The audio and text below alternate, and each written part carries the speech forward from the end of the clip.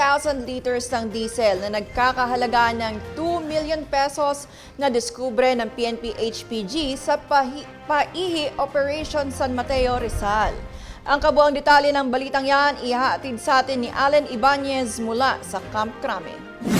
Nagsagawa ng anti-carnapping operation at oplansita ang mga tauhan ng PNP Highway Patrol Group sa kahabaan ng C6 Road nang masita ang isang closed van na sira ang ilaw sa harapan at may tumatagas na likido sa likuran ng sasakyan nito.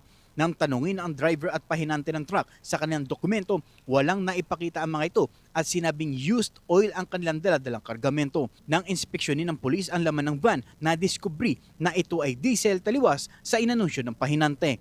Pang maigi na pag-alaman na ito po'y naglalaman po ng mga basyo ng BIC containers na tinatawag. More or less 20 po ito at napag-alaman din na meron din po siyang karga-kargang mga diesel. Agad naman nagkasanang follow-up operation ng pulisya upang matunton ang pinagmumulan at pinagkukunan ng van ng mga krudo. Sa isang bakanting compound sa Barangay Malanday sa San Mateo, Rizal, itinuro at natagpuan ng mga pulis ang storage facility kung saan ginagawang imbakan ng mga ito ng hindi dokumentadong produktong petrolyo. Saan binanggit po ng mga nahuli po nating suspect kung saan kinukuha ito pong kanila pong mga karga-karga pong mga undocumented diesel.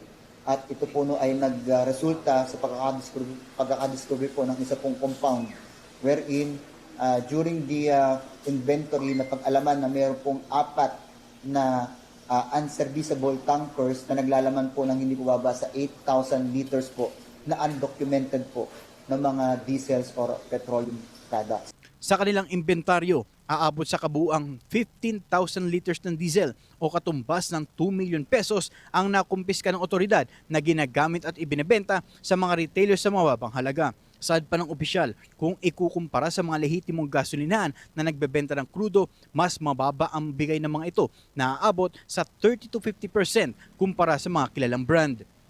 Saan yun yung kadalasan ginagamit at para mas makasipid.